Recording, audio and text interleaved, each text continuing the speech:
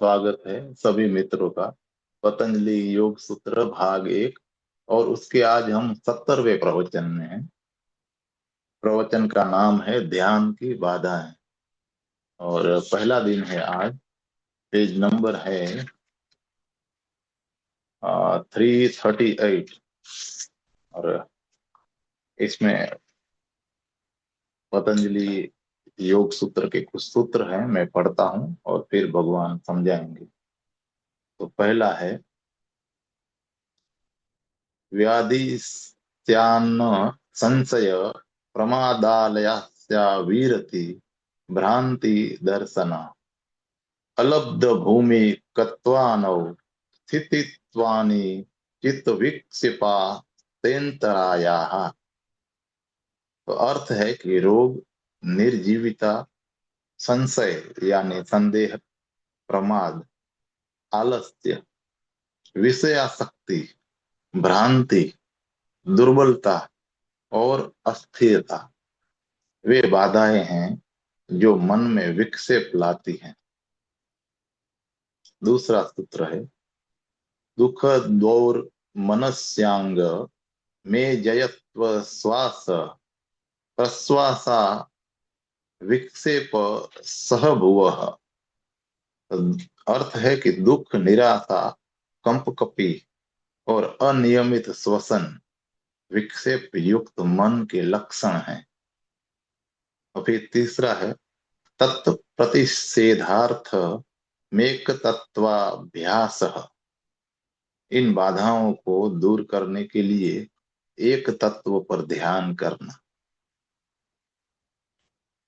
तो फिर भगवान समझाते हैं कि पतंजलि विश्वास करते हैं और केवल विश्वास ही नहीं करते, वे जानते भी हैं कि ध्वनि अस्तित्व का आधारभूत तत्व है।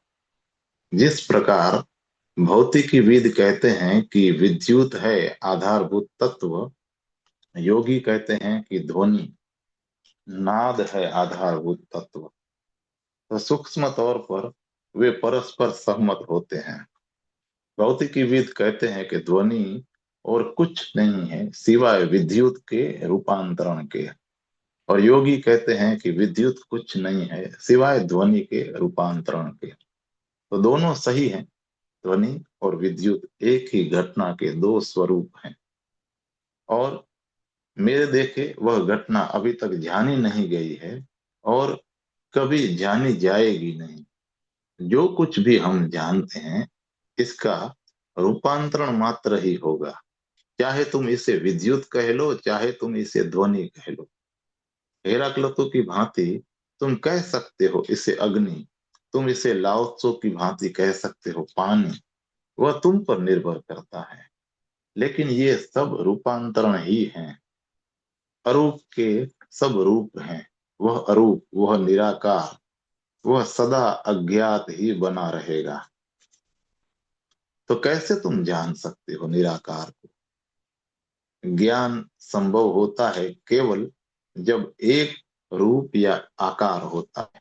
जब कोई चीज प्रकट हो जाती है तब तुम जान सकते हो उसे। तुम अप्रकट को, अदृश्य को ज्ञान का विषय कैसे बना सकते हो? अदृश्यता का पूरा स्वभाव ही यही है कि इसे विषयगत नहीं बनाया जा सकता। जहां यह होता है, जो यह होता है, तुम इसका ठीक ठीक पता नहीं लगा सकते। केवल कोई प्रकट हुई चीज एक विषय बन सकती है। अतः जब कभी कोई चीज चीज ज्ञात हो तो वह हमेशा रूपांतरण ही होगा अज्ञात का। अज्ञात बना रहता है, अज्ञात ही। यह अज्ञेय होता है। तो जिस नाम से तुम इसे बुलाते हो यह तुम पर निर्भर करता है, और यह निर्भर करता है उस उपयोगिता पर जिस पर तुम इसे रखने जा रहे हो। योगी के लिए विद्युत असंगत है। वह अंतस की स्वसत्ता की प्रयोगशाला में कार्य कर रहा है।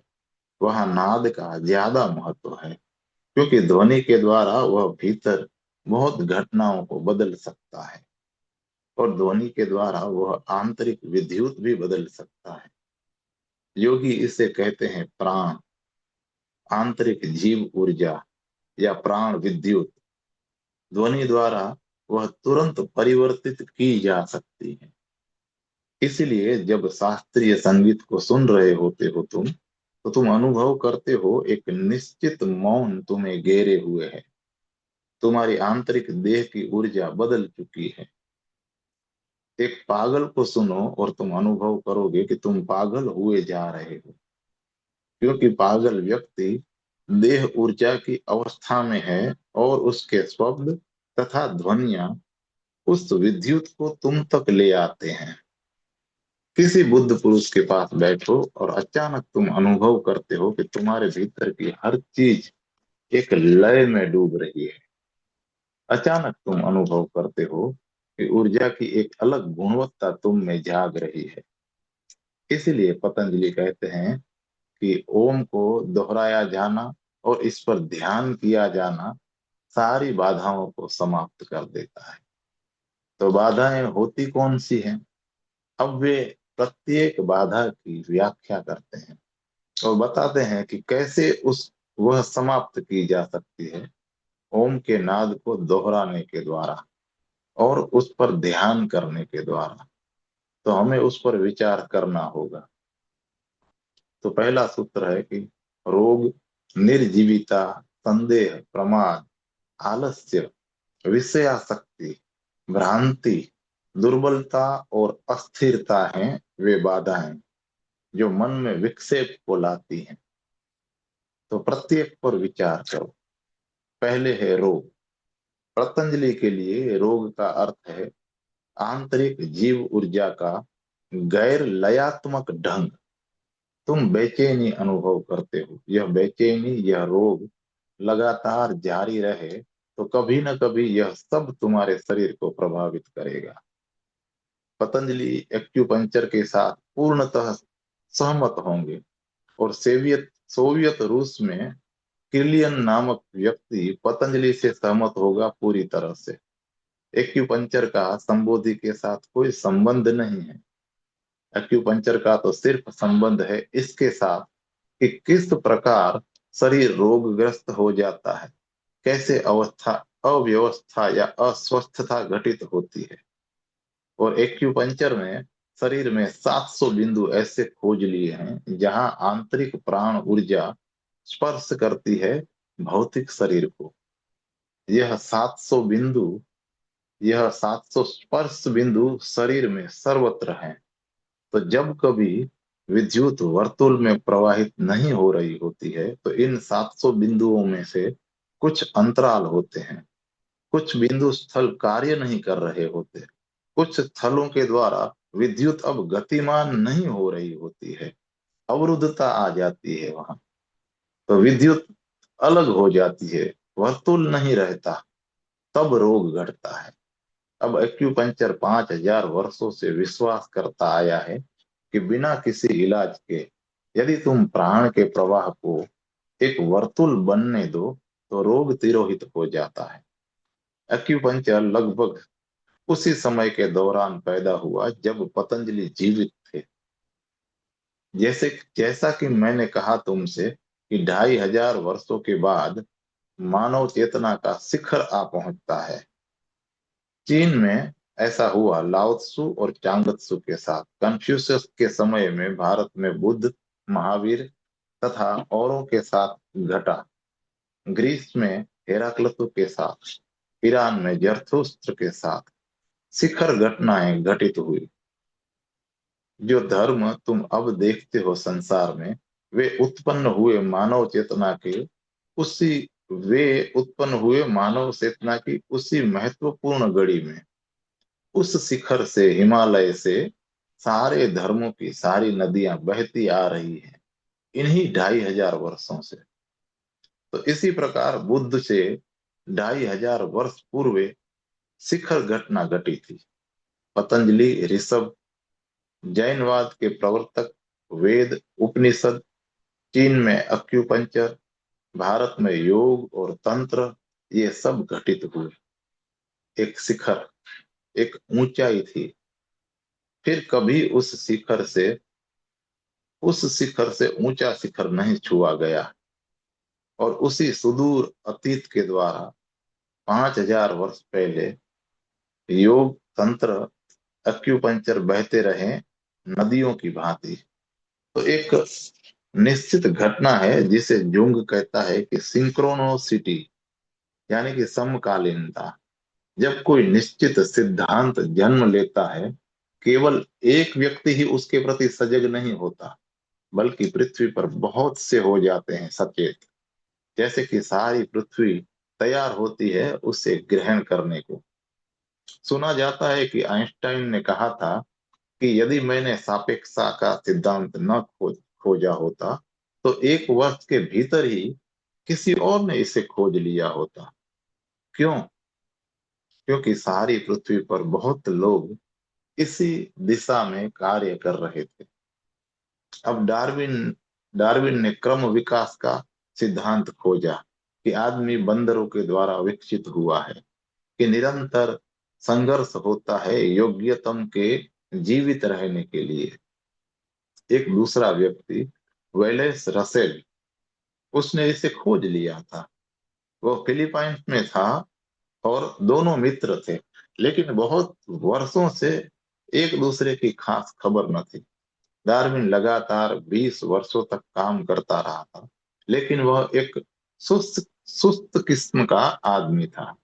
उसके पास बहुत सारे अंश थे और हर चीज तैयार थी, लेकिन वह इनके द्वारा पुस्तक तैयार नहीं कर सकता था, नहीं करता था। और उन दिनों की साइंटिफिक सोसाइटी के सामने वह इस उसे प्रस्तुत नहीं करता था। मित्र फिर अनुरोध करते कि करो यह काम, वरना कोई और कर लेगा इसे।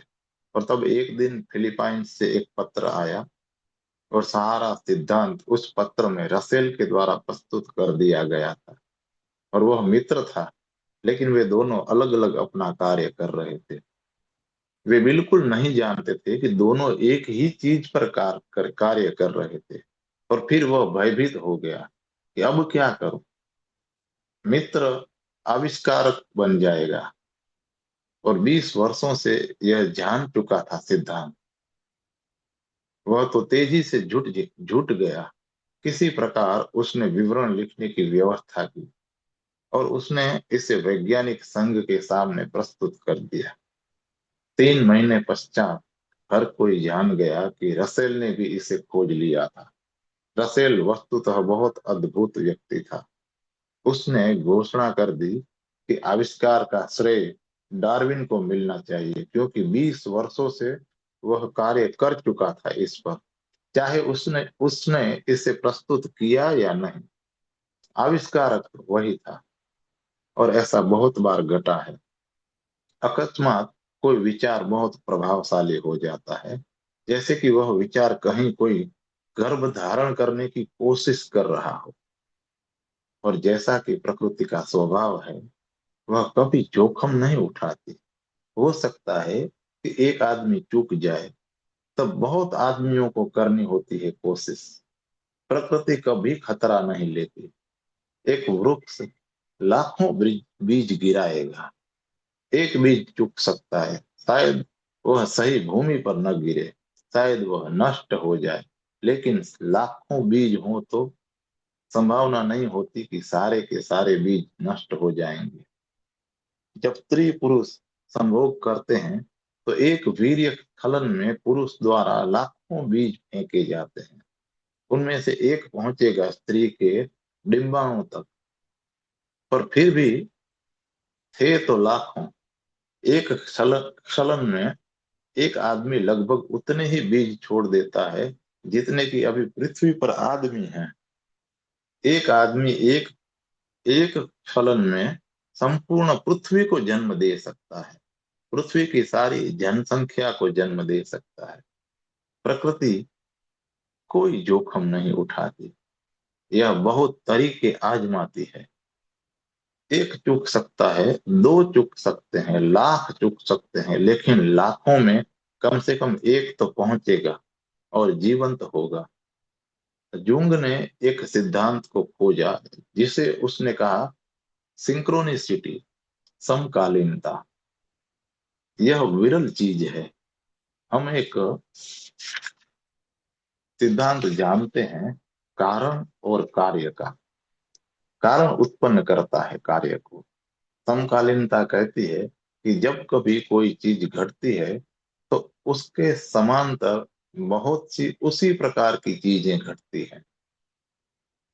हम जानते नहीं क्यों ऐसा घटता है, क्योंकि यह कोई कारण और कार्य की घटना तो है नहीं। वे परस्पर संबंधित नहीं है कारण और कार्य के द्वारा। कैसे तुम बुद्ध और हेराक्लतु का संबंध बिठा सकते हो? लेकिन सिद्धांत वही है। बुद्ध ने हेराक्लतु के विषय में कभी सुना नहीं। हम कल्पना तक नहीं कर सकते कि हेराक्लतु कभी बुद्ध को जानते भी थे। वे अलग अलग संसारों में जीते थे, कोई संपर्क संबंध न था। लेकिन दोनों ने संसार को एक ही सिद्धांत दिया, जो था गति का सिद्धांत, नदी समान अस्तित्व का, क्षण भंगुर अस्तित्व का। वे एक दूसरे को प्रेरित नहीं कर रहे थे, वे समानांतर थे। वे एक समकालिकता वे समानांतर थे।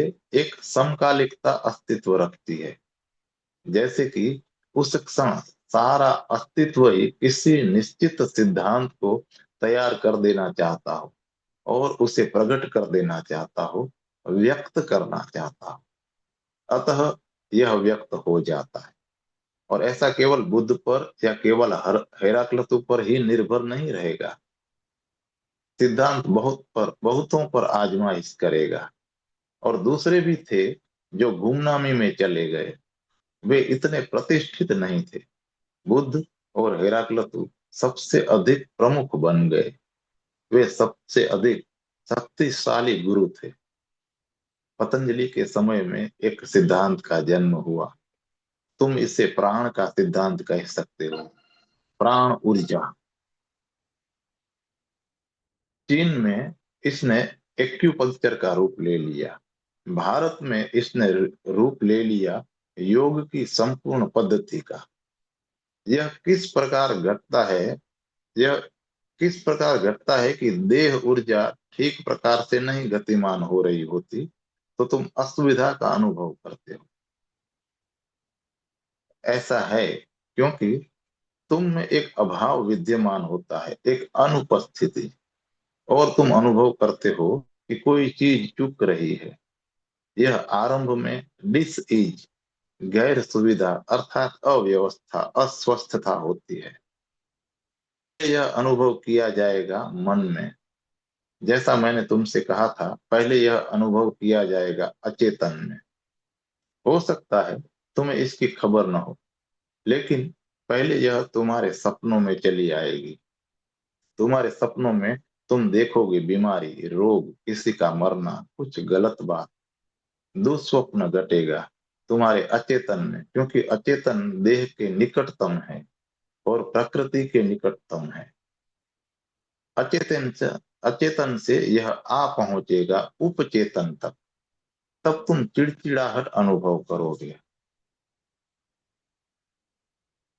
तुम किसी व्यक्ति से प्रेम करना चाहोगे और तुम करते हो कोशिश प्रेम करने की, लेकिन तुम प्रेम नहीं कर सकते। तुम किसी की मदद करना चाहते हो तो भी तुम केवल बाधा ही डालते हो। हर चीज गलत पड़ जाती है। तुम सोचते हो कि यह कोई दुष्प्रभाव है, दूर ऊंचे आकाश से किसी नक्षत्र का प्रभाव। लेकिन नहीं, यह उपचेतन में ही कुछ बेचैनी है वहां। तुम चिड़चिड़े हो जाते हो, क्रोधित हो जाते हो। और कारण होता है कहीं अचेतन में। तुम कहीं और ढूंढ रहे होते हो कारण। फिर कारण चेतन तक आ पहुंचता है। तब तुम अनुभव करने लगते हो कि तुम बीमार हो। और फिर यह शरीर तक सरक आता है। और यह सदा सरकता रहा है शरीर तक। और अचानक तुम बीमार महसूस करते हो। तो सोवियत रूस में एक फोटोग्राफर है, एक अनूठा अनूठा वैज्ञानिक है, किर्लियन। उसने आविष्कार किया है कि इससे पहले कि व्यक्ति बीमार हो, 6 महीने पहले से ही बीमारी का चित्र लिया जा सकता है। और यह 20वीं शताब्दी से संसार के महानतम आविष्कारों में से एक आविष्कार होने वाला है। यह मनुष्य की संपूर्ण धारणा का रूप परिवर्तित कर देगा। रोग को, दवाइयों का, हर चीज का रूप परिवर्तित करेगा। यह एक क्रांतिकारी अवधारणा है और वह 30 वर्षों से इस पर काम करता रहा है।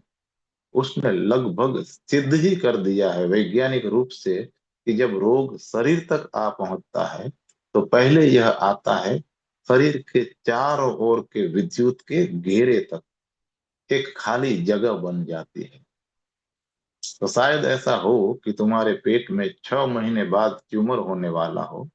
बिल्कुल, अभी कोई आधार विद्यमान नहीं है। कोई वैज्ञानिक तुम्हारे पेट में कोई गड़बड़ी नहीं पा सकता है। हर चीज चीज अभी ठीक है, कोई समस्या नहीं है। तुम पूरी तरह से जांच करवा सकते हो और ऐसा पाया जा सकता है कि तुम पूरी तरह से ठीक हो। लेकिन किलियन शरीर का चित्र खींचता है बहुत सूक्ष्म प्लेट पर। उसने विकसित की है सर्वाधिक संवेदनशील सूक्ष्म प्लेटें। उस प्लेट पर केवल तुम्हारे शरीर का ही चित्र नहीं खींचता, बल्कि शरीर के चारों ओर के प्रकाश का वर्तुल, जिसे कि तुम हमेशा साथ लिए चलते हो, इसका भी चित्र खींचा जाता है। तो उस प्रकाश वर्तुल में पेट के निकट एक सुराख होगा। यह ठीक ठीक तौर पर भौतिक शरीर में नहीं होता है, लेकिन कोई चीज अस्त व्यस्त हो जाती है। अब वह कहता है कि वह भविष्यवाणी कर सकता है कि 6 महीने के भीतर वहां ट्यूमर हो जाएगा। और 6 महीने पश्चात जब ट्यूमर हो जाता है शरीर में, तब एक्सरे बता देगा कि वही चित्र जो वह खींच चुका था 6 महीने पहले। अतः किर्लियन कहता है कि अभी तुम बीमार हुए भी नहीं होते कि बीमारी की भविष्यवाणी की जा सकती है। और यदि दैहिक ऊर्जा वृत्त ज्यादा संचारशील हो जाता है तो यह दूर की जा सकती है, इससे पहले कि यह कभी शरीर तक आए। वह नहीं जानता कि यह कैसे ठीक हो सकती है, लेकिन अक्यूपंक्चर जानता है, पतंजलि जानते हैं कि कैसे यह ठीक की जा सकती है।